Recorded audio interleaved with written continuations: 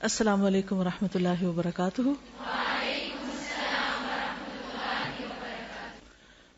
نحمده ونصلي على رسوله الكريم، اما بعد فاعوذ باللہ من الشیطان الرجیم، بسم اللہ الرحمن الرحیم، رب اشرح لي صدری ويسر لي امری واحلل عقدۃ من لسانی یفقهوا قولی۔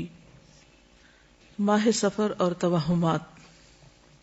سفر کا مہینہ، سفر قمری کیلنڈر کا یعنی چاند کا دوسرا مہینہ ہے، جس کے حوالے سے لوگوں میں بہت سی غلط فہمیاں پائی جاتی ہیں۔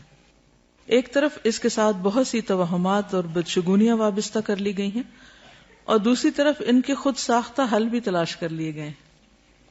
مثلاً اس مہینے میں شادی نہ کرنا، چنے ابال کر محلے میں بانٹنا کہ ہماری بلائیں دوسروں کی طرف چلی جائیں، آٹے کی 365 گولیاں بنا کر تالابوں میں ڈالنا تاکہ بلائیں ٹل جائیں اور رزق میں ترقی ہو، 311 یا زیادہ بار سورۃ مزمل کا پڑھنا، اس مہینے کو مردوں پہ بھاری سمجھنا، اور اس کی 13 تاریخ کو منحوس سمجھنا، جس کو 13 تیزی بھی کہا جاتا ہے۔ لیکن حقیقت یہ ہے کہ ان باتوں کی ہمارے دین میں کوئی حیثیت نہیں، کوئی حقیقت نہیں ہے۔ یہ سب لوگوں کے اپنے ذہن کی خود ساختہ باتیں ہیں۔ انسان کے اصل نفع نقصان کا مالک کون ہے؟ اللہ رب العزت، اور ہمارا اس پر بھرپور یقین ہونا چاہیے۔ لیکن افسوس کی بات یہ کہ شیطان انسان کو ہر زمانے میں حق سے دور لے جاتا رہا اور اس کو اللہ کے بارے میں، دین کے بارے میں، خود اپنی ذات کے بارے میں، نفع نقصان کے بارے میں شکوک و شبہات میں مبتلا کرتا رہا۔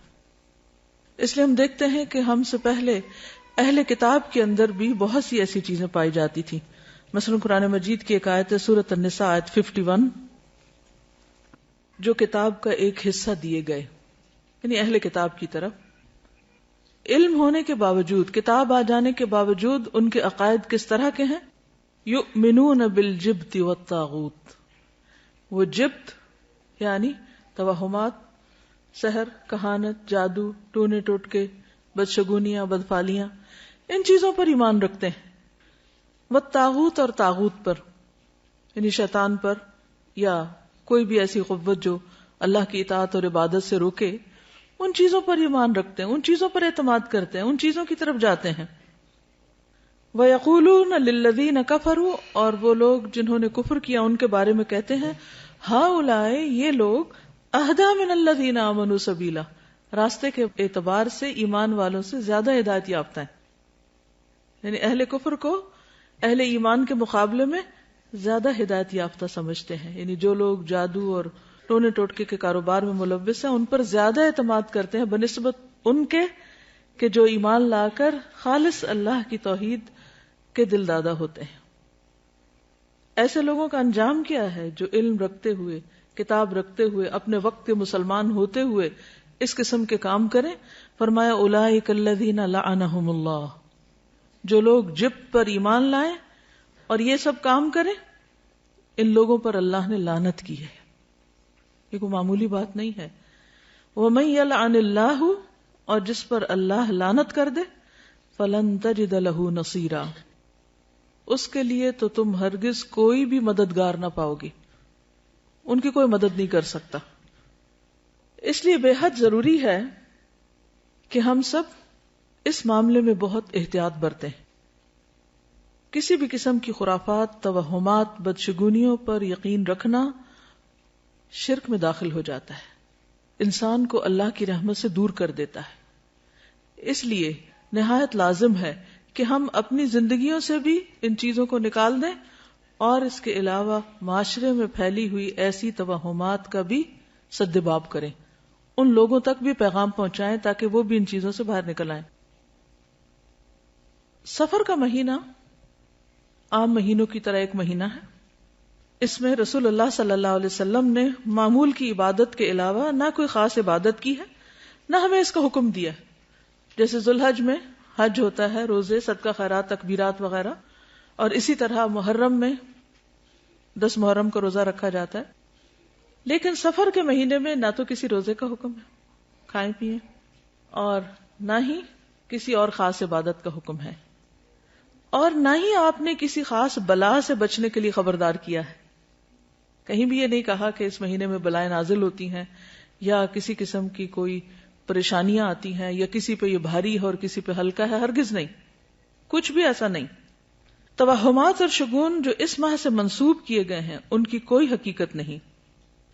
عربوں کے ہاں اس ماہ سے متعلق جو غلط تصورات پائے جاتے تھے اس کی بنیادی وجہ یہ تھی کہ عرب حرمت کی وجہ سے 3 ماہ ذوالقعدہ، ذوالحجہ اور محرم میں جنگ و جدل سے باز رہتے تھے.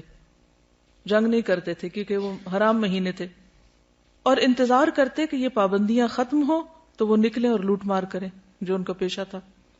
لہذا سفر شروع ہوتے ہی وہ لوٹ مار، رہزنی اور جنگ و جدل کے ارادے سے جب گھروں سے نکلتے تو ان کے گھر خالی رہ جاتے.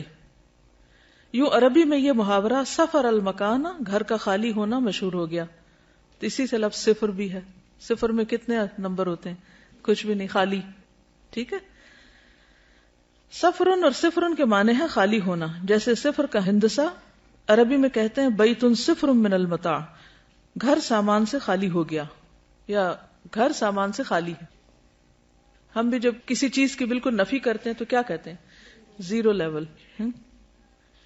تو بس یہی سمجھے کہ سفر اور صفر جو ہے اس میں کسی بھی چیز کے نہ ہونے سے پھر یہ توہمات منسوب کر لیے گئے کہ اس میں کوئی خیر نہیں ہوتی اور مصیبتیں آتی ہیں.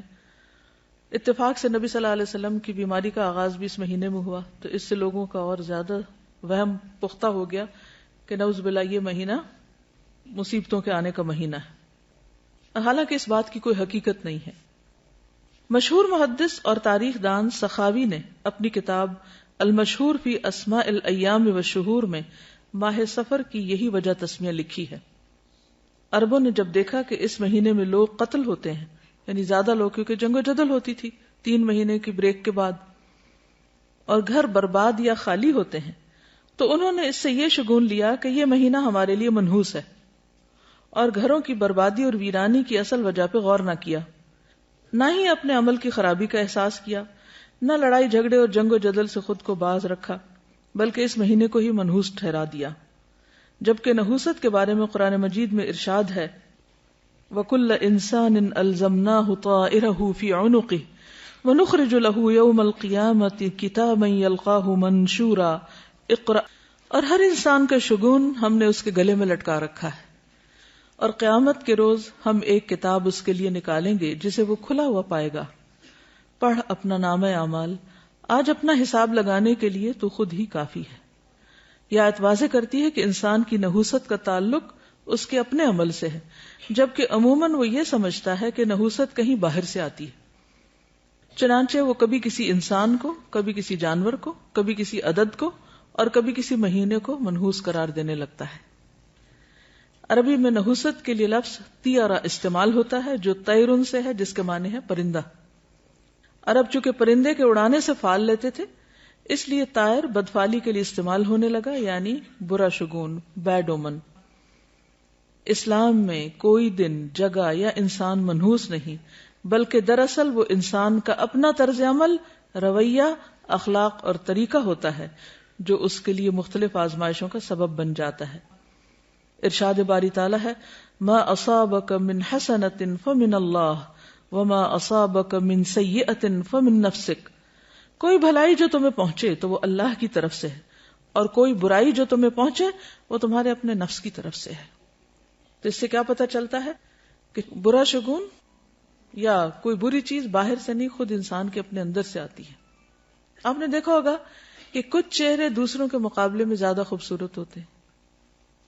عام طور پر لوگ میک اپ کر کے یا ظاہری کچھ خوبصورتی کی وجہ سے کوئی معیار مقرر کر لیتے ہیں خوبصورتی کے، اور اس کے مطابق لوگوں کو جانچتے پرکھتے ہیں. حالانکہ آپ نے دیکھا ہوگا کہ بعض معمولی چہرے بھی بہت اٹریکٹیو ہوتے ہیں، اور بعض جو چہرے ہیں ان کے نقش و نگار بھی بڑے خوبصورت ہوتے ہیں، لیکن پھیکے سے ہوتے ہیں، بے روح سے، ان میں کوئی اٹریکشن نہیں ہوتی. کیا وجہ ہوتی؟ اصل خوبصورتی کس چیز کا نام ہے؟ اندر کی خوبصورتی. جن کا اندر خوبصورت ہوتا ہے، جن کے اندر ایمان ہوتا ہے، تقویٰ ہوتا ہے، خوف خدا ہوتا ہے، ان کے چہروں پر ایک روشنی آ جاتی، ایک نور آ جاتا ہے، خود بخود ان کے اندر ایک اٹریکشن آ جاتی. تو اس کا تعلق رنگ اور بہت نقش و نگار سے نہیں ہوتا، وہ اپنی جگہ سمجھے 5-10% یا چلے 50% ہی کہہ لیں کہ اس کا ایک حصہ ہو سکتا ہے، لیکن جو باقی حصہ ہے وہ انسان کے خیالات، اس کی سوچیں، اس کا کسی بھی چیز کو اپروچ کرنے کا جو انداز ہے یا اس کی نظر ہے یا اس کے جو اعمال ہیں، وہ اس کے لیے خوبصورتی کا ذریعہ بنتے ہیں. جب کسی انسان کے اندر سخت مزاجی ہوتی تو کیا اس کے چہرے سے نظر آتی؟ نرمی چہرے سے جھلکتی؟ محبت چہرے سے جھلکتی؟ یہ سب چیزیں دنیا میں بھی عیاں ہو جاتی ہیں. اور قیامت کے دن بھی کیا ہوگا؟ یوم تبیض وجوہ وتسود وجوہ. بعض لوگوں کو آپ دیکھیں تو ان کی آنکھیں خوفناک سی ہوتی، بعض لوگوں کی آنکھیں چمکتی ہوتی، حتیٰ کہ بچوں میں بھی آپ یہ چیز نوٹ کر سکتے ہیں. کچھ آنکھیں بالکل اداس اور ویران ہوتی ہیں، اور عموماً وہ ان کے اندر کے ڈپریشن یا اس خوف کو جو ان کے اندر کہیں جمع ہوا ہے اس کو ظاہر کر رہی ہوتی. جب انسان کے اندر ایک بیزاری ہوتی ہے، گھٹن ہوتی ہے، وہ بھی چہروں سے نمایاں ہوتی. تو اگر آپ واقعی دنیا اور آخرت میں خوبصورت لگنا چاہتے ہیں تو اپنے اندر کو خوبصورت کر لیں، اپنے اندر مثبت سوچیں لائیں. اصل ایمان کیا ہے؟ اصل حیا کیا ہے؟ کہ انسان صرف ظاہر میں کچھ مصنوعی اپنے اوپر چیز نہ ڈال لے، بلکہ اس کے اندر حیا ہو، اس کے سر میں جو خیال آ رہے ہیں اور اس کے دل میں جو کیفیات ہیں اس کے بارے میں وہ کانشیس ہو کہ وہ کیا سوچتا رہتا ہے، کیا دیکھتا ہے، کیا چیز اس کے نزدیک اہمیت ہے. جو لوگ مطلبی ہوتے ہیں، دنیا پرست ہوتے ہیں، خود غرض ہوتے ہیں، لالچی ہوتے ہیں، ان کے چہرے بھی عیاں ہوتے ہیں، وہ بھی چہروں پہ آ جاتا ہے. اور جن کے اندر استغنا ہوتی ہے، عاجزی ہوتی، وہ بھی عیاں ہو جاتی. انسان کا چہرہ جھوٹ نہیں بولتا، انسان زیادہ کچھ چھپا نہیں سکتا. تو چہرے کی فکر کم کیا کریں اور زیادہ فکر اپنے دل کی. محبت، نفرت، غم، خوشی، فکر، پریشانی، ہر چیز سامنے آ جاتی. آپ نے کبھی دیکھا ہوگا کسی محفل میں کوئی شخص اپنے خیالوں میں کھویا ہوا اور وہ لاسٹ ہو تو باقی لوگ نوٹ نہیں کر رہے ہوتے کہ اس کو کیا ہے. اگر آپ تھکے ہوئے تو لوگ آپ کو فوراً بتا دیتے ہیں آپ کو کیا. اگر آپ بیمار ہو تو بھی آپ کے چہرے سے پتہ چل رہا ہوتا ہے. کوئی اٹینٹو ہو تو بھی نظر آ رہا ہوتا ہے، اور کوئی بیزار بیٹھا ہو تو بھی نظر آ رہا ہوتا ہے. سب کیفیات جھلکتی. تو اس لیے کل انسان الزمناہ طائرہ فی عنقہ، یہاں گلے میں لٹک رہا ہے اس کا نام ہے اعمال. ٹھیک ہے نا؟ وہ کون ہے، اس کی پہچان اس کے گلے میں پڑی ہوئی ہے. کل انسان الزمناہ طائرہ فی عنقہ وَنُخْرِجُ لَهُ يَوْمَ الْقِيَامَةِ كِتَابًا يَلْقَاهُ مَنْشُورًا. اس کا نام اعمال اس کے سامنے ہوگا. اقرا کتابک، یہ سوچتے تھے، یہ نیت تھی، یہ تمہارے خیالات تھے، یہ تمہاری ڈیزائرز تھیں، یہ تمہاری تمنائیں اور آرزویں تھیں، یہ دیکھ لو. اقرا کتابک وحصل ما فی الصدور، جو سینوں میں وہ بھی نکال کے سامنے رکھ دیا جائے گا. اس لیے بہت زیادہ فکر کیا کریں اندر دل کی. وہاں نفاق ہے یا شک ہے یا حسد ہے یا بغض ہے یا نفرت ہے، کچھ بھی ہے، اس کو نکال باہر پھینکے. کیونکہ قد افلح من تزکا وذکر اسم ربہ فصلی بل تؤثرون الحیاۃ الدنیا والآخرۃ خیر وابقی. دنیا کے سارے غم اور پریشانیاں یہی رہ جائیں گے. اصل فکر بس آخرت کی لگا لے. ایک فکر ہر فکر سے بے نیاز کر دے گی، ہر فکر کو کاٹ دے گی، اور وہ فکر آخرت ہے. تقوی میں، اللہ کے ڈر میں دنیا اور آخرت کی ساری مشکلات کا حل ہے. اللہ کا وعدہ ہے، اللہ نے اہل کتاب سے وعدہ کیا تھا کہ اگر وہ اپنی کتاب کو قائم کرتے، اس پر عمل کرتے تو لَأَكَلُوا مِن فَوْقِهِمْ وَمِن تَحْتِ أَرْجُلِهِمْ، آسمان سے بھی رزق برستا، پاؤں کے نیچے سے بھی نکلتا. رزق کی تنگی فراوانی یہ سب بھی اللہ کے ڈر کے ساتھ. اللہ سے ڈرنے والے بن جائیں، گناہوں سے بچیں، ساری مشکلات آسان ہو جائیں گی. لیکن یہ نقطہ ہمیں سمجھ میں نہیں آتا. انسان کے رزق میں رکاوٹ اس کے اپنے گناہوں کی وجہ سے ہوتی، انسان پہ حالات کی تنگی اس کے اپنے گناہوں کی وجہ سے ہوتی ہے. تو ہم سب کو نحوستیں باہر سے نہیں اندر سے دیکھنی چاہیے. سب سے بڑی نحوست گناہوں کی نحوست ہے, اللہ کی نافرمانی کی نحوست ہے.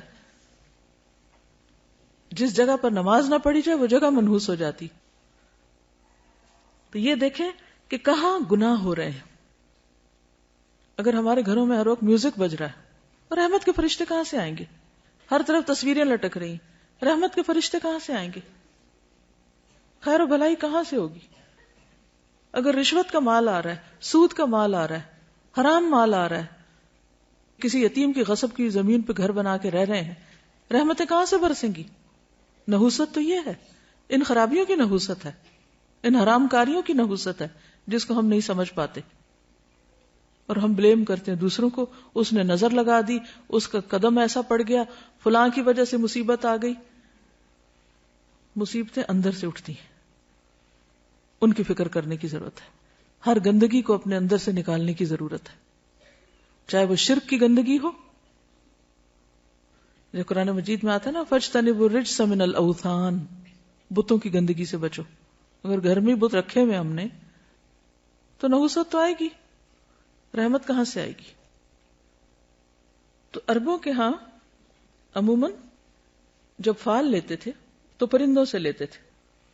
تو ایسا شخص جو برا شگون لے, اس کے بارے میں آپ نے فرمایا, من ردت الطیرۃ من حاجۃ فقد اشرک. قالوا یا رسول اللہ ما کفارۃ ذلک؟ قال ان یقول احدهم اللهم لا طیر الا طیرک ولا خیر الا خیرک ولا الہ غیرک.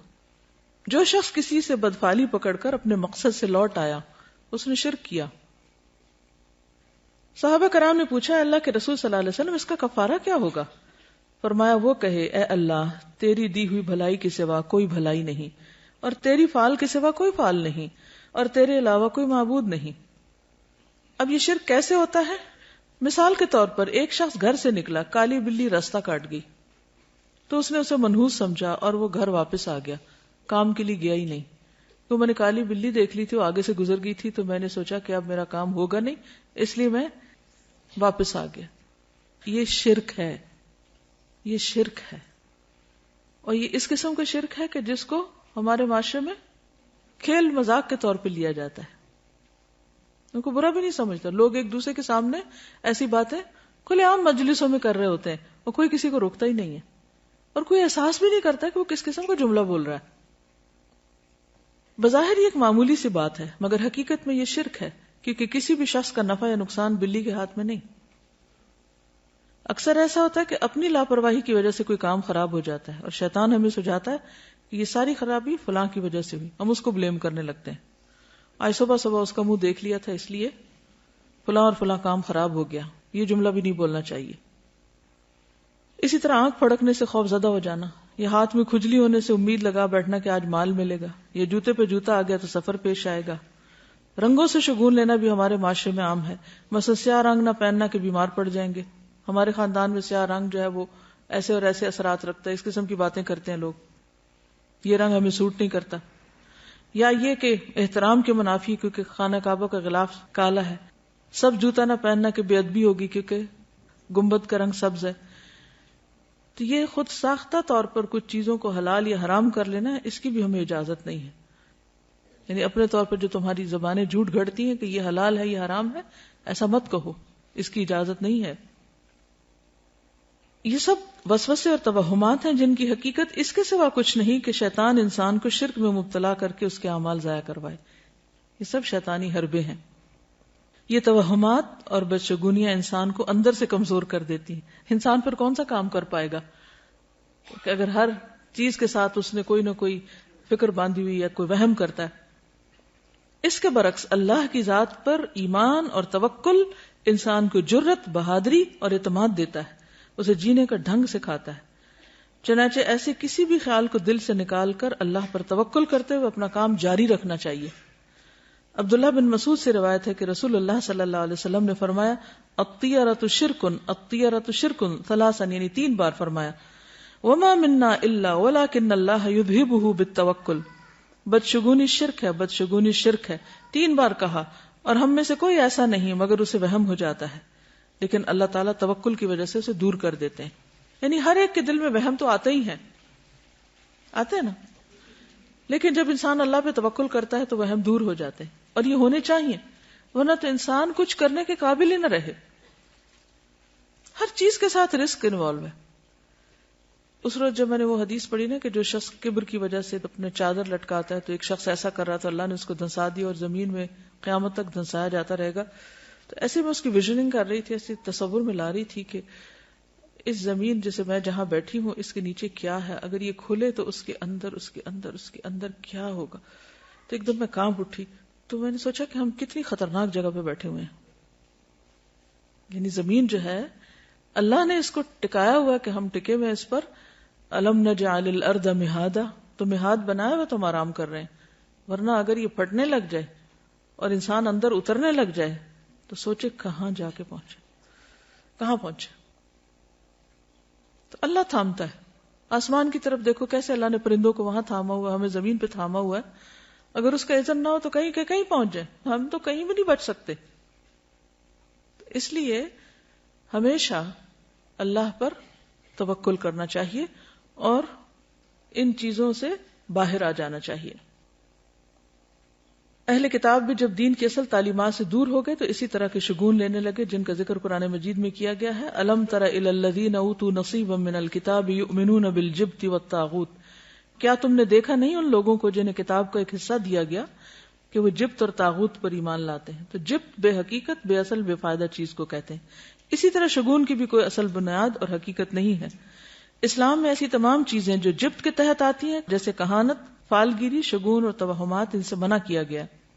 کسی چھوٹی سی تکلیف یا طبیعت کی خرابی پر دوسروں کو مورد الزام ٹھہرانا اور لوگوں کے ساتھ باہمی تعلقات خراب ہونے پر اپنی غلطی اور کوتاہی کا جائزہ لینے کی بجائے یہ خیال کرنا کہ ضرور کسی نے جادو کر دیا ہے، یا اس قسم کے توہمات رکھنا جو پیار محبت کے رشتوں کو ختم کر دیں، جس کی وجہ سے انسان کی توجہ اپنے عمل کی درستی اور اصلاح سے ہٹ جاتی ہے.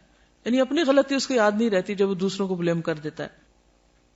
نتیجتاً انسان تنہا رہ جاتا ہے اور نفسیاتی مریض بن جاتا ہے، یعنی سب سے کاٹ کے بیٹھ جاتا ہے. کسی بھی غیر معمولی صورتحال میں ہر قسم کے شر سے بچاؤ کے لیے بطور علاج مسنون اذکار اور دعائیں پڑھنی چاہیے. صبح شام کی دعائیں وغیرہ اور جو دیگر اذکار ہیں ان سے کام لینا چاہیے. پھر اسی طرح حضرت ابو ہریرہ سے روایت ہے، صحیح بخاری کی روایت ہے کہ آپ صلی اللہ علیہ وسلم نے فرمایا: لا عدوى ولا طیر ولا ہام ولا صفر وفر من المجذوم کما تفر من الاسد. مرض کا لگ جانا، نحوست، الو اور سفر کچھ نہیں، اور جزامی سے اس طرح بچو جس طرح شیر سے بچتے ہو. تو اصل بات یہ ہے کہ عربوں کے ہاں کچھ ایسی چیزیں رائج تھیں کہ جن کی وجہ سے وہ بہت زیادہ پریشانیوں کا شکار رہتے تھے. تو نبی صلی اللہ علیہ وسلم نے ان چیزوں کو بے حقیقت بتائی، جو ہم نے پڑھا نا جبت، بے حقیقت، بے فائدہ چیزیں، تو ان میں ان چیزوں کا کچھ ذکر ہے. اب آپ دیکھیے کہ نبی صلی اللہ علیہ وسلم کا یہ جو قول ہے ہامہ، کیا مطلب ہے اس کا؟ ہامہ کوئی چیز نہیں. جب نظر کا وہ دم پڑھتے ہیں نا، جو دعا پڑھتے ہیں اعوذ بکلمات اللہ التامات من کل شر و شیطان و ہامۃ، وہ وہامہ نہیں ہے، وہ ہامہ، الگ الگ ہے وا اور ہامہ. تو یہ ہامہ کیا ہے؟ تو بقیہ کہتے ہیں کہ میں نے محمد بن راشد سے یہ بات پوچھی کہ یہ کیا چیز ہے. تو انہوں نے کہا کہ جاہلیت میں لوگ کہا کرتے تھے کہ جب بھی کوئی شخص مر جاتا ہے اور اسے دفن کیا جاتا ہے تو اس کی قبر سے ایک الو نکلتا ہے. یہ دور جاہلیت کی ایک سوچ ہے. بقیہ کہتے ہیں میں نے سفر کے متعلق پوچھا تو انہوں نے کہا جاہلیت کے لوگ سفر کے مہینے کو منحوس خیال کرتے تھے. وجہ تو پیچھے آپ پڑھ ہی چکے ہیں، اس میں جنگ و جدل بہت ہوتی، قتل و غارت ہوتی، گھر خالی ہو جاتے، تو ان سب چیزوں کو منحوس قرار دیتے.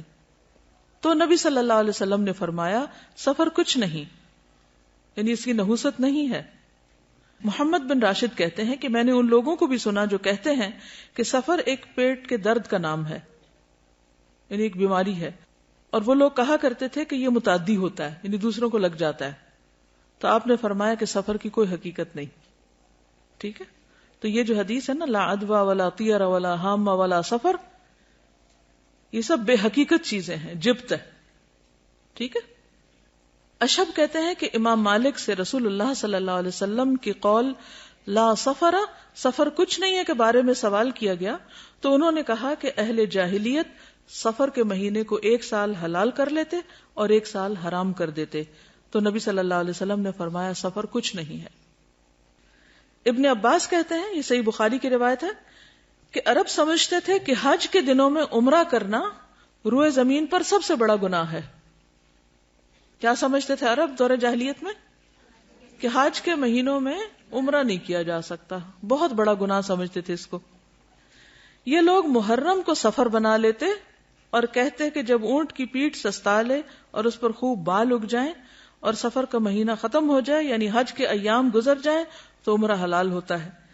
پھر جب نبی صلی اللہ علیہ وسلم اپنے صحابہ کے ساتھ چوتھی کی صبح کو، یعنی ذوالحج کی 4 تاریخ کو حج کا احرام باندھے ہوئے آئے، تو آپ نے انہیں حکم دیا کہ اپنے حج کو عمرہ بنا لیں، پہلے عمرہ بھی کریں. یہ حکم عرب کے پرانے رواج کی بنا پر صحابہ پر بھاری گزرا کہ اچھا، کیونکہ دور جاہلیت میں وہ اس مہینے میں عمرہ نہیں کرتے تھے، حج کے مہینے میں. تو اللہ سبحانہ وتعالیٰ نے ان کو اکٹھا کر دیا، وَأَتِمُّ الْحَجَّ وَالْعُمْرَةَ لِلَّهِ. اور نبی صلی اللہ علیہ وسلم نے بھی حج تمتع کو بہتر قرار دیا، افضل قرار دیا.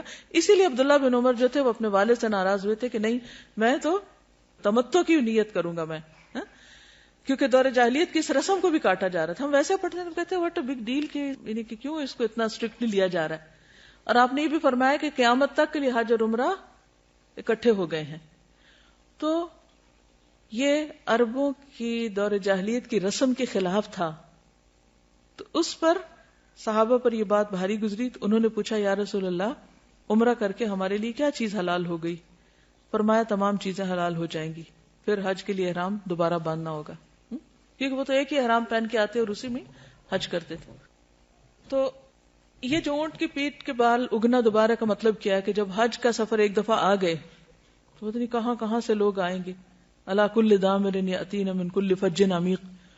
تو اتنا سفر کرتے تھے کہ اونٹوں کی پیٹھوں کے بال جو تھے وہ بےچارے گھس گھس کے بالکل ننگی ہو جاتی تھی. پھر وہ لا کے چھوڑ دیتے، وہ مہینہ حج کے مناسک وغیرہ ادا ہو رہے ہیں لیکن عمرہ نہیں کرتے تھے. اتنے میں دوبارہ بال آ جاتے تھے، یعنی کہ واپسی کی تیاری شروع ہو گئی. تو کبھی وہ محرم کو سفر بنا لیتے کہ یہ تو حج کا مہینہ نہیں ہے، اس لیے اس میں ہم عمرہ کر لیتے ہیں، اور پھر جو اصل سفر ہوتا اس کو محرم قرار دے دیتے. اس کو قرآن مجید میں کیا کہا گیا؟ سورۃ التوبہ آیت 37، انما النسیء زیادۃ فی الکفر. نسی کیا ہوتا تھا؟ مہینوں کا عدل بدل. یضل بہ الذین کفروا، اہل کفر اس سے گمراہ کیے جاتے، یعنی کرنے والے تو چند ایک ہوتے، باقی سب کو بھی مس لیڈ کرتے. یحلونہ عاما ویحرمونہ عاما، کسی مہینے کو 1 سال حلال کر لیتے، اگلے سال اسی کو حرام قرار دے دیتے. تو عموماً حرام مہینے کو اپنی مرضی کرنے کے لیے حلال کر لیا کرتے تھے. اور اس کی ضرورت کیوں پیش آتی؟ تاکہ وہ جو دور جاہلیت کے توہمات اور غلط رسمیں تھیں ان کو پورا کر سکیں. لیواطئوا عدۃ ما حرم اللہ، تاکہ گنتی پوری کریں جو اللہ نے حرام قرار دیا. فیحلوا ما حرم اللہ، تو صرف اس گنتی پوری کرنے کے لیے اللہ کی حرام کردہ چیز کو اپنے ہاتھ میں لے کر اس کو حلال کر دیتے. زین لہم سوء اعمالہم، ان کے اعمال ان کے لیے خوبصورت بنا دیے گئے. واللہ لا یہدی القوم الکافرین، اللہ کافر قوم کو ہدایت نہیں دیتا. تو سفر جو ہے اس کی کوئی حقیقت نہیں. اور کس چیز کی حقیقت نہیں؟ حامہ کی نہیں. ٹھیک ہے، حامہ کیا ہے؟ الو، ٹھیک، جو قبر سے نکلتا ہے. اچھا، یہ جو تصور تھا نا کہ مردہ جو ہے اس کے اندر سے الو نکلتا ہے، تو پھر وہ کہتے ہیں کہ وہ الو گھر میں آتا ہے اور آ کے مردے کی باتیں بتاتا ہے کہ اس کے ساتھ کیا ہوا ہے. یعنی اس قسم کی خرافات بھی ہیں. اور پھر یہ بھی کہا جاتا ہے کہ مقتول کی کھوپڑی سے پرندے کا نکلنا اس وجہ سے ہے کہ وہ پھر پیاسا بھٹکتا رہتا پرندہ جب تک کہ انتقام نہ لے لیا جائے، یعنی مقتول کا انتقام نہ لے لیا جائے. تو وہ آوازیں نکالتا ہے اور لوگوں کو کہتا ہے. کوئی خاص پرندہ تھا کروان، جس کی طرف یہ بات منسوب کی جاتی ہے، کیونکہ وہ بولتا ہے پرندہ، تو پھر اس کا بولنا جو ہے وہ اس کو منحوس سمجھا جاتا ہے. اور الو کے بولنے کو بھی، کہ جہاں جس گھر میں الو بولے گا وہاں سے کوئی بندہ مر جائے گا یا کوئی جانور مر جائے گا، یہ بھی ان کا خیال تھا. جس طرح ہمارے ہاں بلیوں سے شگون لیتے ہیں جب وہ روتی ہیں. کبھی روتی بلی کو سنا؟ اس وقت کیا خیال آتا ہے؟ خوف آتا ہے نا. اچھا، کیا خوف آتا ہے؟ کہ کوئی مصیبت آنے لگی ہے؟ نہیں، کوئی مصیبت نہیں آتی اس سے. ٹھیک ہے، اس وقت اپنے دل کو مضبوط کیا کریں. اب یقین کیجئے کہ اگر صحیح دین پر آپ عمل کریں گے نا تو آپ کے اندر سے خوف نکل جائے گا. آپ اس وقت یہ سوچا کریں کہ اللہ کے اذن کے بغیر کوئی نقصان ہو ہی نہیں سکتا. بلی بیچاری کو کیا خبر کہ اس نے کس چیز پہ رونا ہے؟ اس کو کہاں سے خبر ہوگی کہ آنے والی کوئی مصیبت؟ وہ بیچاری اپنی تکلیف سے روتی ہے اور ہم اس سے اپنی تکلیف کی طرف لے جاتے ہیں، کیونکہ ہم ہر چیز کو پرسنل لے لیتے ہیں نا. کوئی کسی کی بات کرو تو ہم اس کو اپنے اوپر لے جاتے ہیں. اس کی تکلیف دور کرو، وہ بیچاری اپنے رونے میں رو رہی ہے اور ہمیں اپنا رونا پڑ گیا. اس کے علاوہ اور کس چیز کی حقیقت نہیں؟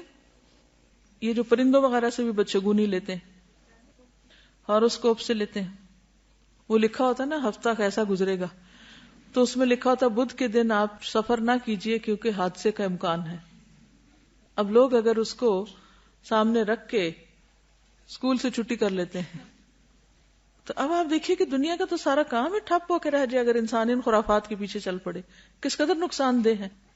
تو ایسا سوچنا اور ہاروسکوپ پر یقین رکھنا یہ کفر ہے، شرک ہے.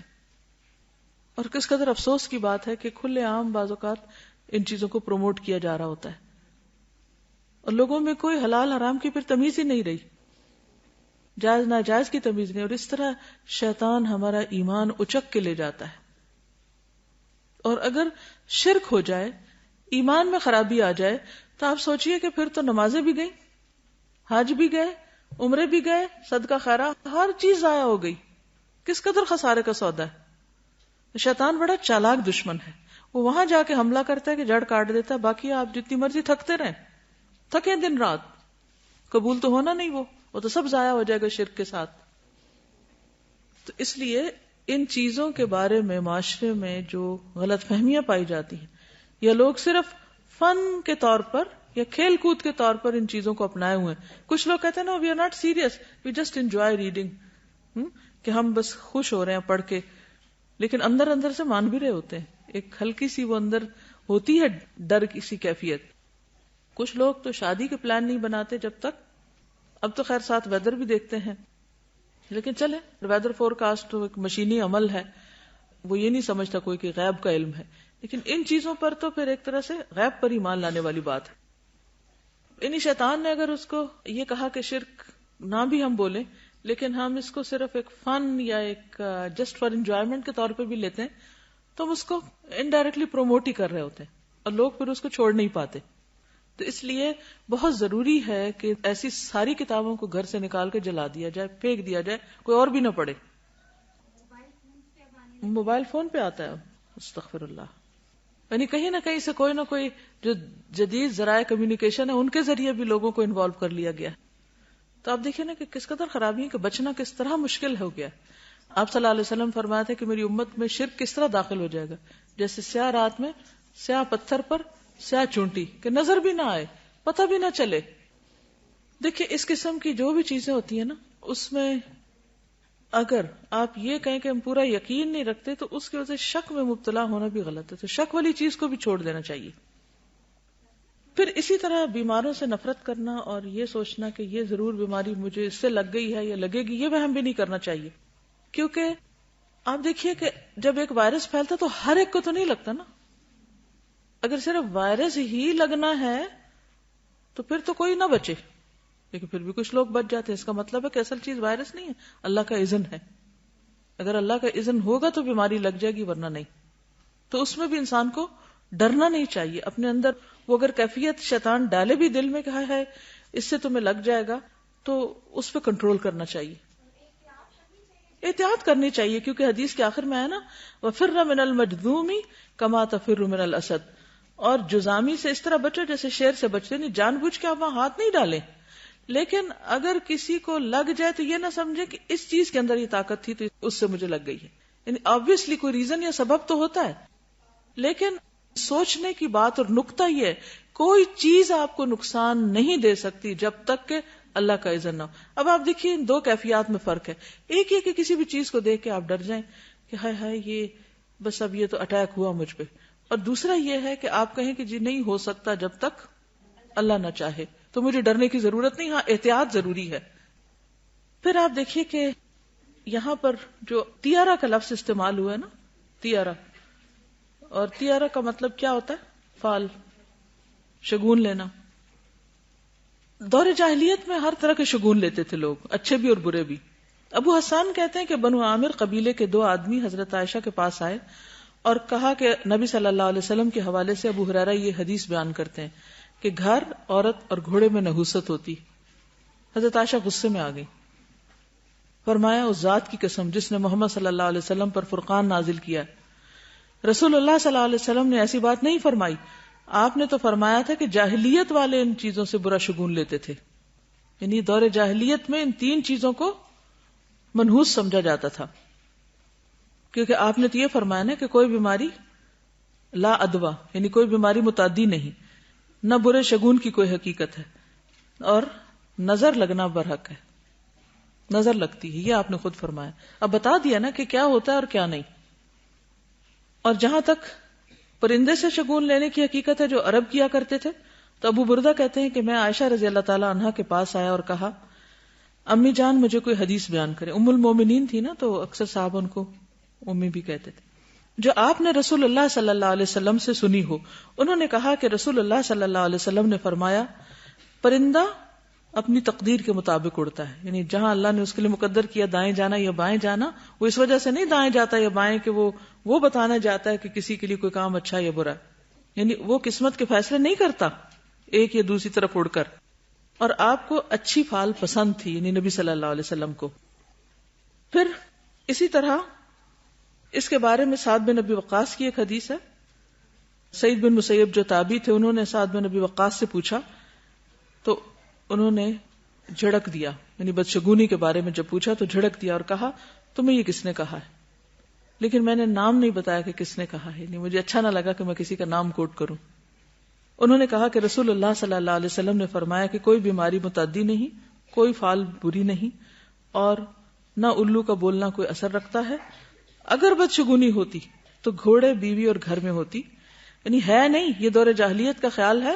اگر ہوتی تو ایسا ہوتا جب تم سنو کہ فلاں علاقے میں طاعون کی بیماری پھیل گئی ہے تو وہاں نہ جاؤ، اور اگر تم اس علاقے میں ہو تو وہاں سے مت نکلو. تو اس کا کیا مطلب؟ جب یہ منع کیا کہ وہاں نہ جاؤ، اور اگر کسی مجزومی کو دیکھو تو وہاں سے ہٹ جاؤ، تو اس کا مطلب ہے کہ وہ لگ جائے گی تم کو؟ نہیں، اس کا مطلب یہ کہ احتیاط برتو. کسی بیماری کا لگنا یا نہ لگنا، نفع یا نقصان، وہ صرف اللہ کے اذن سے ہے. چونکہ یہ چیزیں سبب بن جاتی ہیں اور انسان کو وہم میں مبتلا کر دیتی ہیں اور پریشان رکھتی ہیں. اور بہت سی بیماریوں کا تعلق سوچ سے بھی ہوتا ہے. تو جب انسان وہ چیز بار بار سوچنے لگتا ہے تو وہ اس کے اندر بھی کتکتی ہونے لگتی ہے اور وہ چیز اثر کر جاتی. آج کل ڈاکٹر ہر بیماری کا علاج کہتے ہیں ٹینشن نہ لیا کریں. ٹینشن کیا؟ اس چیز کو سر پہ سوار کر لینا. یہ اسٹریس اور خوف اور اس طرح کے جو توہمات ہیں، یہ ہمارے اندر ایسے ہارمونز ریلیز کرتے ہیں کہ جو ہماری امیونٹی کو افیکٹ کرتے ہیں، اور پھر واقعی وہ بیماریاں لگنے لگتی ہیں. ایک اور حدیث ہے حضرت جابر سے، کہتے ہیں کہ سمعت رسول اللہ صلی اللہ علیہ وسلم یقول طائر کل انسان فی عنقہ. جابر کہتے ہیں کہ میں نے رسول اللہ صلی اللہ علیہ وسلم کو فرماتے ہوئے سنا کہ ہر انسان کا شگون اس کی گردن میں لٹکا ہوا ہے، یعنی وہ خود اپنے اچھے یا برے حالات کا ذمہ دار ہے. اور جہاں تک اس چیز کا تعلق ہے کہ اگر نحوست ہوتی تو عورت گھر اور گھوڑے میں ہوتی. ان 3 چیزوں کا ذکر کیوں ہے؟ بیوی، گھر اور سواری کا، کیونکہ یہ ہر ایک کی ضرورت ہے اور عام طور پر انسان کا ان چیزوں سے واسطہ پڑتا ہے. گھر میں وہ رہتا ہے، ساتھ اس کا کمپینین، اور پھر باہر نکلے تو سواری. تو امام نووی نے مسلم کی شرح میں لکھا ہے کہ گھر کی نحوست سے مراد اس کا تنگ ہونا، برے پڑوسی اور ان کی اذیتیں ہیں. عورت کی نحوست سے مراد اس کی زبان کی تیزی، یعنی بد اخلاقی، اس کا بے حیا اور بد کردار ہونا. گھوڑے کی نحوست سے مراد اس کا سواری کے قابل نہ ہونا، یعنی اس پہ کوئی سواری نہ کر سکے. بعض گھوڑے اکڑتے ہیں نا، یعنی وہ اگر ان کو آپ اس پہ سوار ہو تو وہ اگلے ٹانگیں اٹھا دیتے. جہاد کے لیے استعمال نہ ہونا، یعنی نیکی کے کام میں سواری کا استعمال نہ ہونا، یہ نحوست ہے. اور یہ بھی کہا گیا کہ قیمت زیادہ مگر استعمال کم. رات ہی میری کسی سے بات ہو رہی تھی اور ان کا بار بار اصرار یہی تھا کہ اچھی گاڑی لینے میں حرج کیا ہے، میں نے کہا اچھی کی حد کیا ہے؟ ایک حد ہونی چاہیے. کہا کہ اگر اللہ توفیق دے کسی کو تو فراری وہ لے لے. تو میں نے کہا وہ تو استعمال کے قابل نہیں ہوتی, وہ سواری کے قابل نہیں ہوتی, صرف شان و شوکت والی. تو 4 لوگ بھی نہیں بیٹھ سکتے, 2 ہی بیٹھیں گے اس میں, اور پھر سامان بھی نہیں رکھ سکتے. اور پھر ایسی گاڑی سواری کے لیے تو نہیں ہوتی, ایسی گاڑی تو صرف کبھی کبھار نکلنے کے لیے ہوتی. تو اتنا پیسہ اس میں کیوں بلاک کر دیا جائے؟ تو یہ بھی نحوست ہے اس کی. اسی طرح خادم کی نحوست سے مراد اس کا بد اخلاق ہونا, اپنی ذمہ داریوں کو پورا ادا نہ کرنا. اور ایک قول یہ بھی ہے کہ نحوست سے مراد عدم موافقت. عدم موافقت کیا ہوتی ہے؟ کمپیٹیبلٹی کا نہ ہونا, انڈیفرنٹ ہونا, انڈرسٹینڈنگ نہ ہونا, ایک دوسرے کے ساتھ نہ بننا, یہ نحوست ہوتی. ہر وقت لڑائی, ہر بات پہ اختلاف, ہر بات پہ جھگڑا, ہر بات پر فتنہ فساد, ہر چیز الٹ لینا, ہر چیز میں نیگیٹیوٹی. یہ ہے نحوست کہ انسان اپنی کیا دوسروں کی بھی زندگی حرام کر کے رکھ دیتا ہے, بیوی بچوں کی بھی اور بھی جو آس پاس کے لوگ ہیں. خطابی کہتے ہیں کہ ان 3 چیزوں عورت, گھر اور گھوڑا, اس میں بذات خود کوئی تاثیر نہیں ہے, یعنی ان کے اندر کوئی چیز نہیں ہے, سب اللہ کی مشیت اور فیصلے پر منحصر ہے. 3 چیزوں کا اس لیے خصوصی طور پر ذکر ہے کہ انسان کو سب سے زیادہ واسطہ انہی چیزوں سے پڑتا ہے, ورنہ کوئی بھی چیز ایسے ہو سکتی ہے کہ جو انسان کے لیے فائدے کی بجائے نقصان کے ذریعے ہو.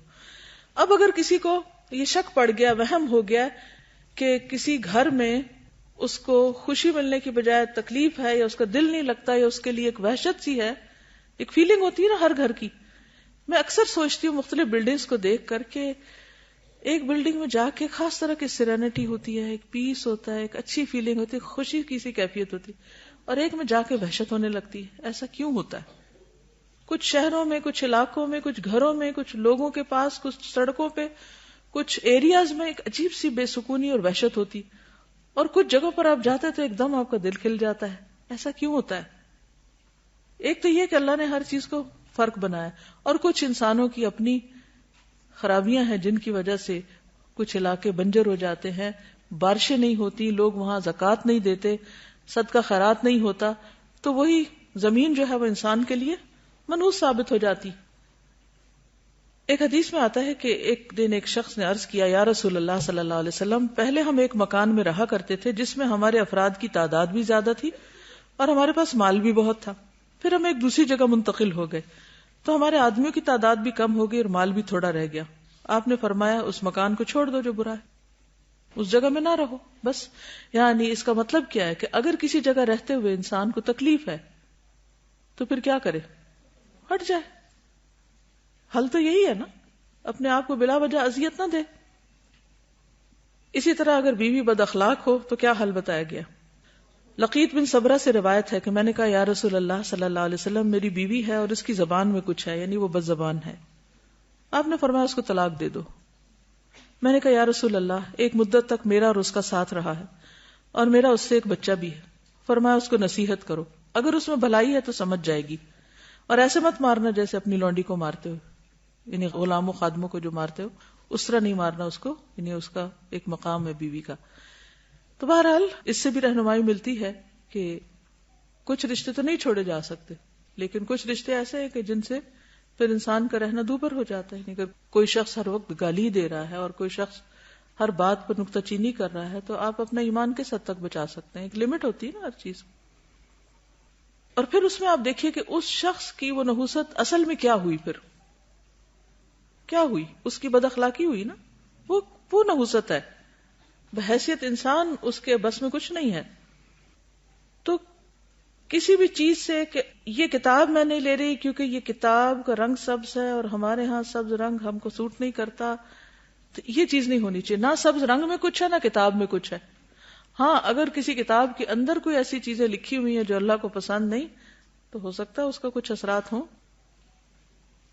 لیکن کسی بھی چیز کی برائی یا کسی بھی گناہ کی بہرحال اپنی نحوست ہوتی ہے.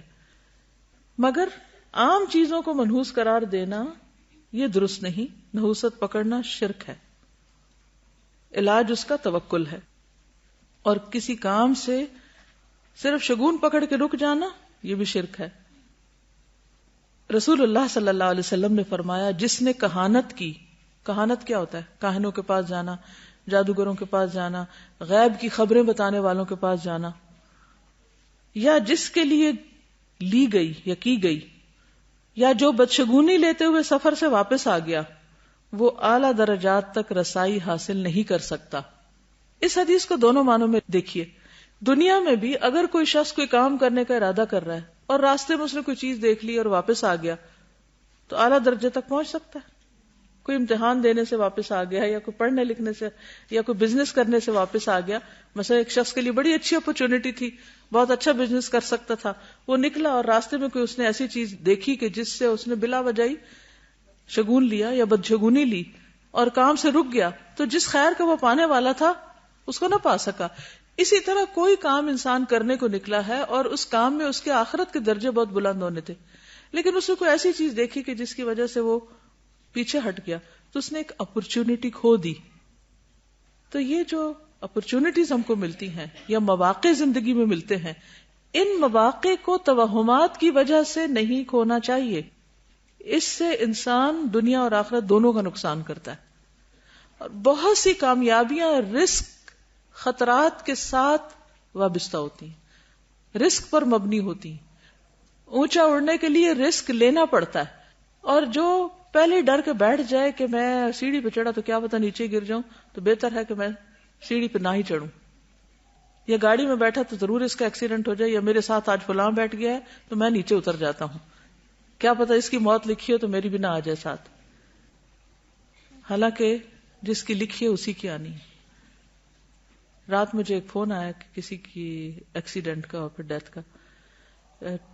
23 سال کا لڑکا، نوجوان بالکل، امام مسجد تھا اور بہت اس کو دین کا شوق، تو اس نے اپنی بیوی کو، شادی ہوئی ابھی کچھ مہینے پہلے، اپنی بیوی کو یہ نیا تعلیم الاسلام آ رہا ہے آپ کا، اس میں داخلہ دلوایا، اور بہت ہی خوش تھا کہ میں اس کو کورس کروانا چاہتا ہوں، اور بیوی کو لے کر موٹر سائیکل پر بیٹھ کے یونیفارم خریدنے گیا، اور ایک ٹرالر سے ٹکر ہوئی، وہ فوت ہو گیا، بیوی کو کچھ بھی نہیں ہوا، حالانکہ پیچھے بیٹھی تھی۔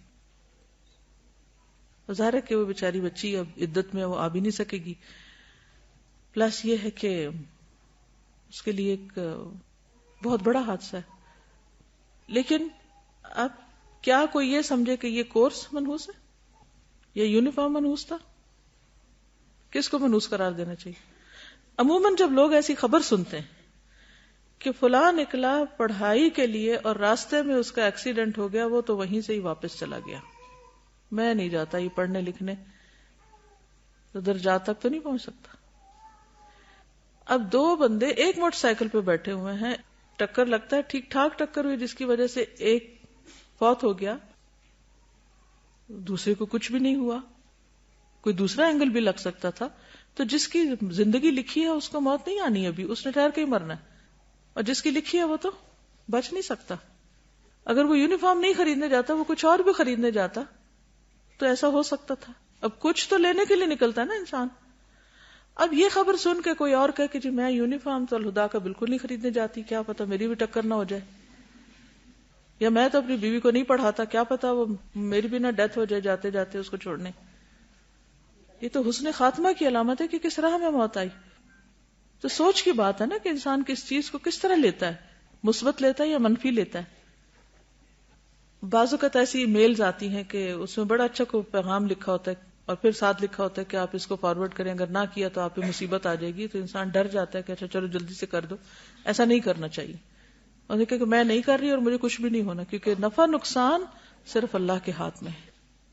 پہلے وہ ہوتا تھا کہ کو خط ڈال دیتے تھے بیگز میں کہ اس کو 14 دفعہ لکھیں، فوٹو کاپی مشین بھی نہیں ہوتی تھی، لوگ بیٹھ کے لکھ کے اور 14 لوگوں کے گھروں میں ڈال آتے تھے، پھر ان کو مصیبت ڈال دیتے۔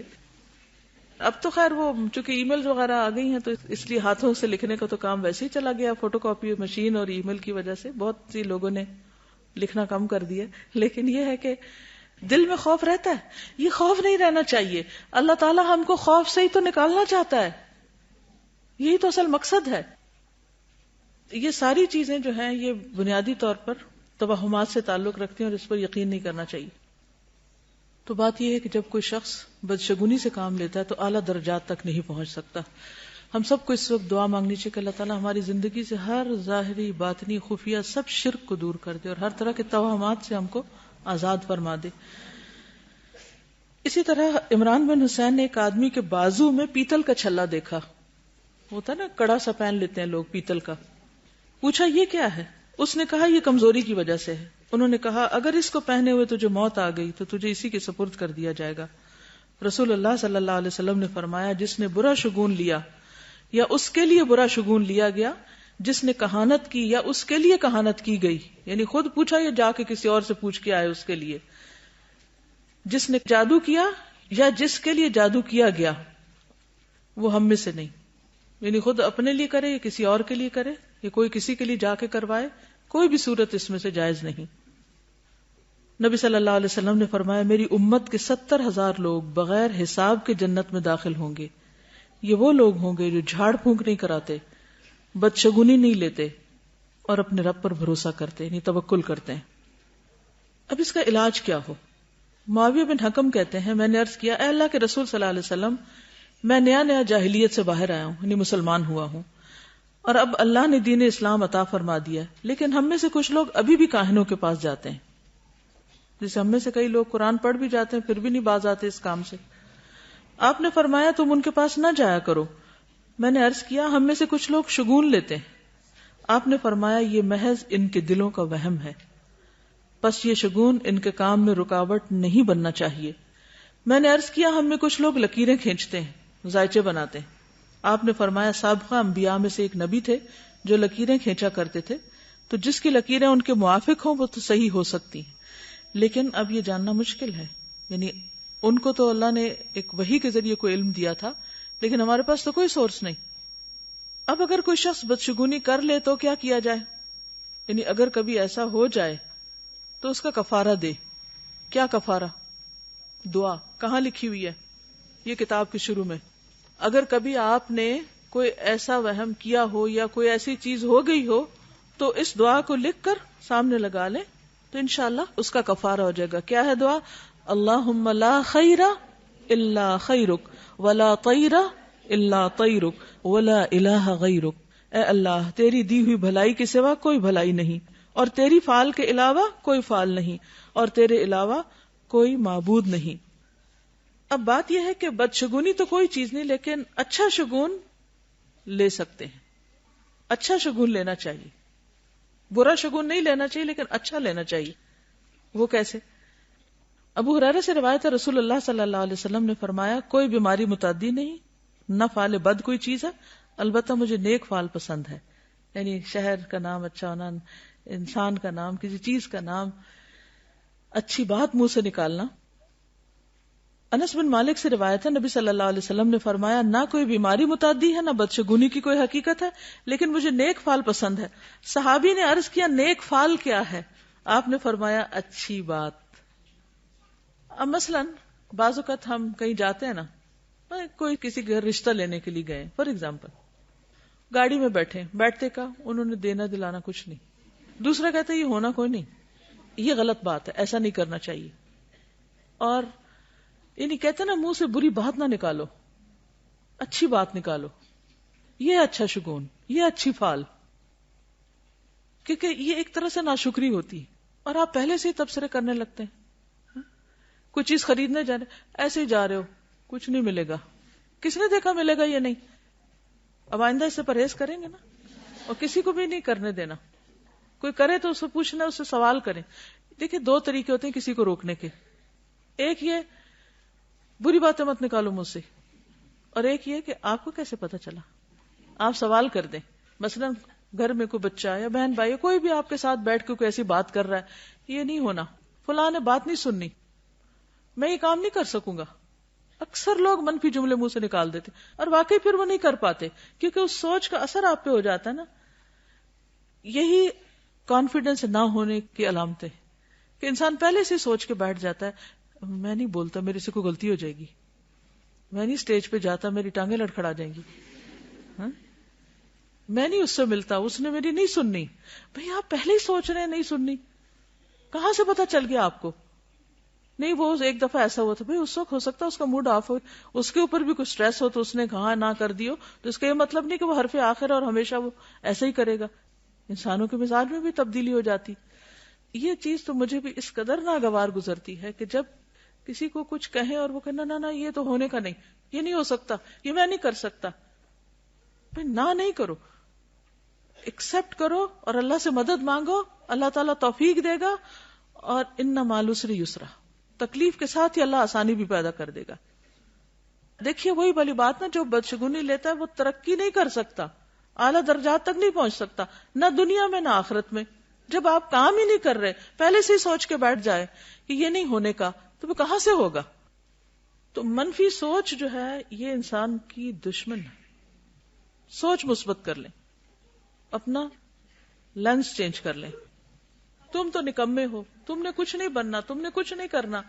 یہ مائیں بہت منفی جملے بولتی ہیں، یہ بھی نہیں کہنے چاہیے. پھر اسی طرح کسی پہ لعنت نہیں بھیجنی چاہیے.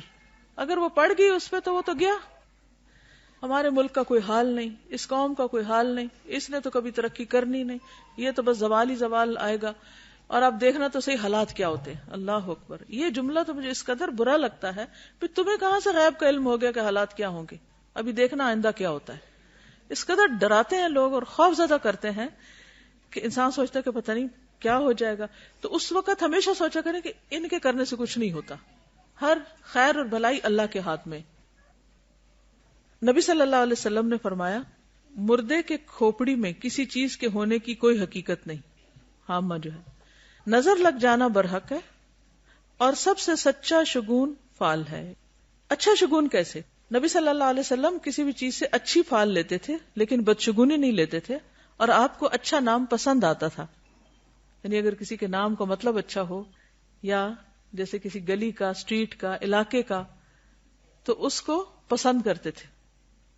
بعض اوقات ہمارے ہاں دیہاتوں اور شہروں کے بھی کچھ نام ایسے ہیں جن کا کوئی مطلب نہیں بنتا، بلکہ الٹا بیکار صحیح مطلب.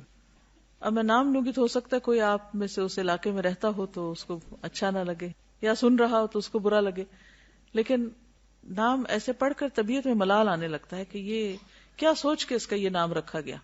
اور ہر وقت وہ نام پکارا بھی جا رہا ہوتا ہے اور لوگ اس میں رہ بھی رہے ہوتے ہیں، تو کسی نہ کسی درجے میں شاید ان کے مزاجوں پر بھی اثر انداز ہوتا ہوگا وہ. لیکن اسلام آباد از اسلام آباد، یہ اچھا شگون ہے. دنیا میں کوئی شہر، کوئی ملک اس نام سے اس طرح کہ جہاں اسلام آباد ہو. آپ صلی اللہ علیہ وسلم کو اچھا نام پسند آتا تھا. عبداللہ بن بریدہ اپنے والد سے روایت کرتے ہیں کہ رسول اللہ صلی اللہ علیہ وسلم کسی چیز سے بدشگونی نہیں لیتے تھے.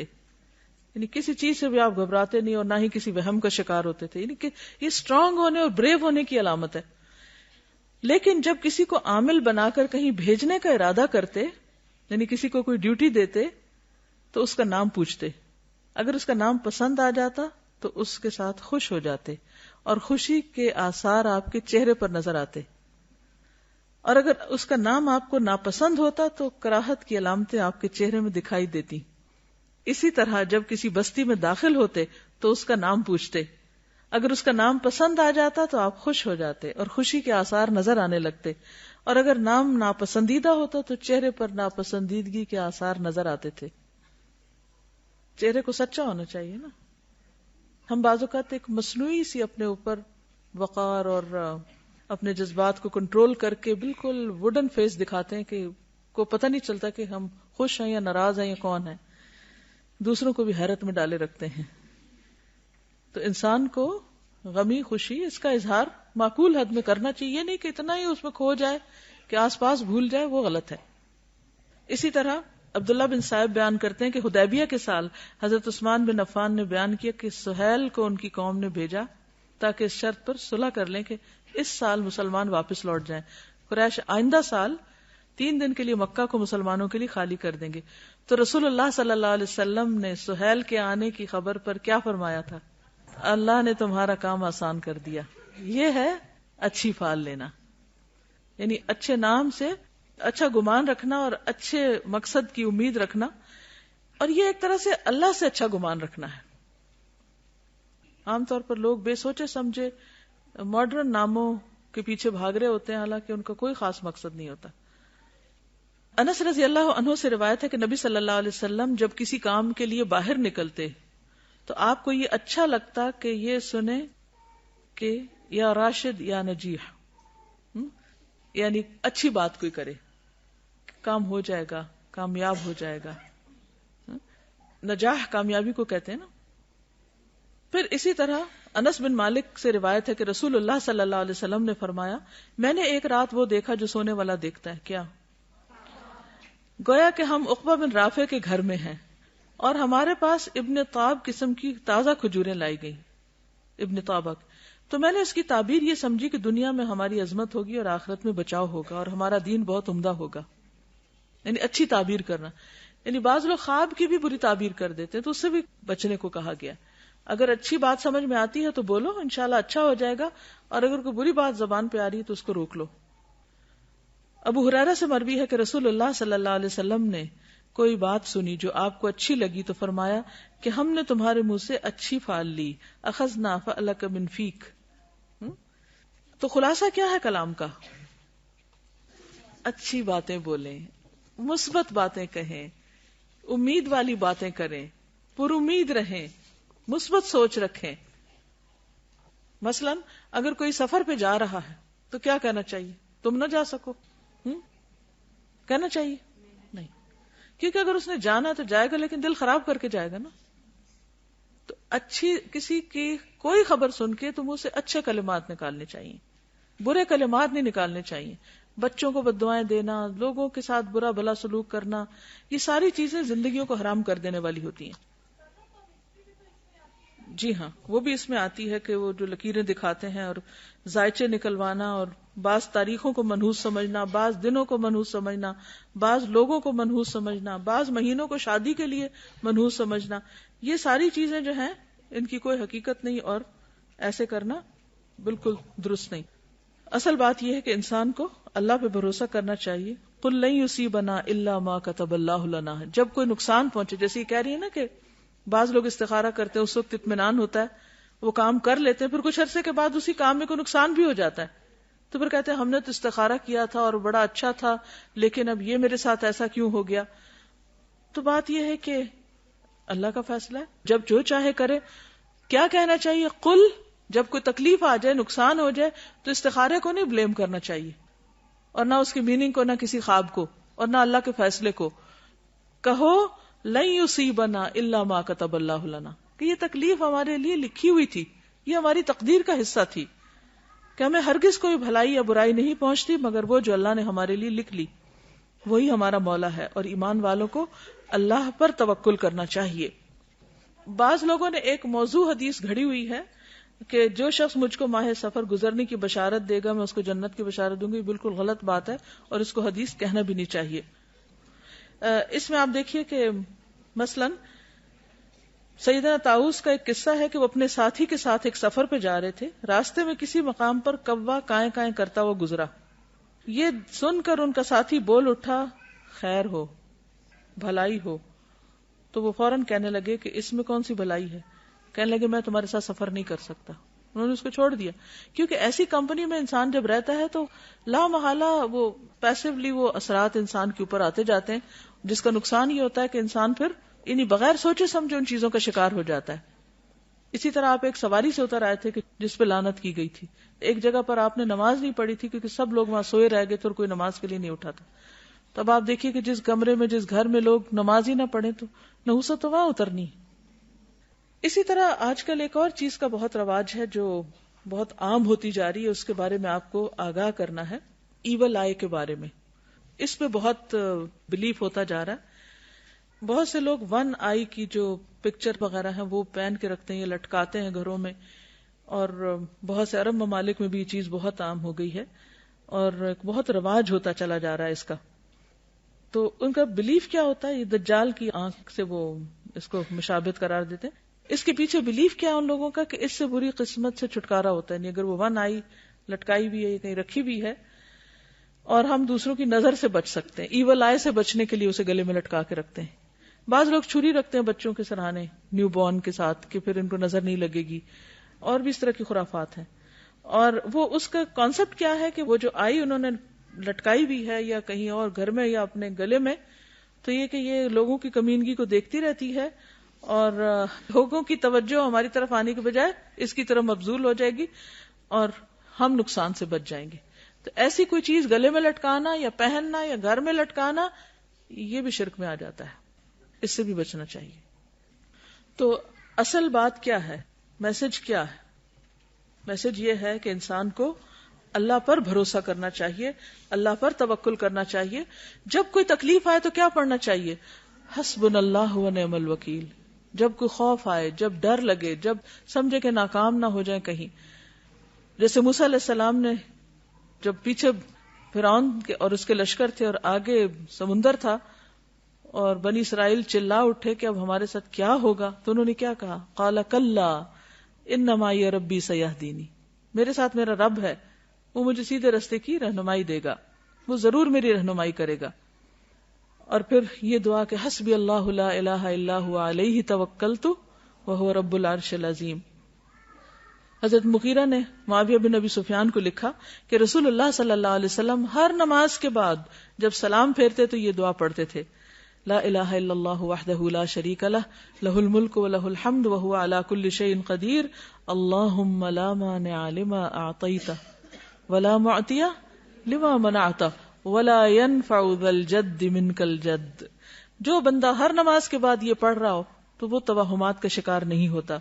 اللہ کے سوا کوئی معبود نہیں، ترجمہ اس کا، وہ اکیلا ہے، اس کا کوئی شریک نہیں، تمام بادشاہت اسی کے لیے ہے اور تمام تعریف اسی کے لیے ہے، وہ ہر چیز پر قدرت رکھنے والا ہے. اے اللہ، نہیں کوئی روک سکتا جو آپ عطا کرنا چاہیں. جہاں خیال آئے نا کہ ہے یہ فلاں شخص میرا کام نہیں کر کے دے گا یا یہ کام ہوگا نہیں یا یہاں رکاوٹ آ جائے گی، تو آپ کیا سوچیں؟ کوئی روک نہیں سکتا، کوئی خیر نہیں روک سکتا، کوئی میرا رزق نہیں روک سکتا، کوئی میری کامیابی مجھ سے نہیں چھین سکتا. سب کچھ میرے رب کے ہاتھ میں ہے، اسی پر میرا بھروسہ ہے. اور کوئی دے نہیں سکتا جو آپ نہ دینا چاہیں، اور نہیں فائدہ دے سکتی کسی بزرگی والے کو اس کی بزرگی. یعنی اگر کوئی بڑا ہے، نیک ہے، پارسا ہے، مالدار ہے، ریسورسفل ہے، تو وہ اس پہ بھروسہ کر لے کہ میرے پاس تو اتنے ریسورسز ہیں، مجھے کوئی مسئلہ نہیں ہے، میں ہر چیز خرید سکتا ہوں، ہر کام کر سکتا ہوں، ہر جگہ جا سکتا. نہیں، یہ بزرگی تمہیں یا تمہاری وجہ سے کسی اور کو فائدہ نہیں دے سکتی جب تک کہ اللہ نہ چاہے. ٹھیک ہے؟ تو اصل بات کیا ہے جو نبی صلی اللہ علیہ وسلم نے اس صحابی کو فرمائی تھی نا کہ دیکھو سارے لوگ مل کر اگر تمہیں کوئی نفع دینا چاہیں، کوئی نفع نہیں دے سکتا جب تک اللہ نہ چاہے، اور سب مل کر اگر تمہیں کوئی نقصان پہنچانا چاہیں، کوئی نقصان نہیں دے سکتا جب تک اللہ نہ چاہے. قلم رکھ دیے گئے اور سیاہی خشک ہو گئی. اصل فیصلہ یہی ہے. تو اصل نفع اور نقصان اللہ کے ہاتھ میں ہے. یہی چیز انسان کی توحید کو پختہ کرتی ہے. اسی پہ ہمارا علیہ توکلت و الیہ انیب. آج کے لیے اتنا ہی کافی ہے. جزاکم اللہ خیرا. سبحانک اللہم و بحمدک نشہد ان لا الہ الا انت نستغفرک و نتوب الیک. السلام علیکم و رحمۃ اللہ وبرکاتہ.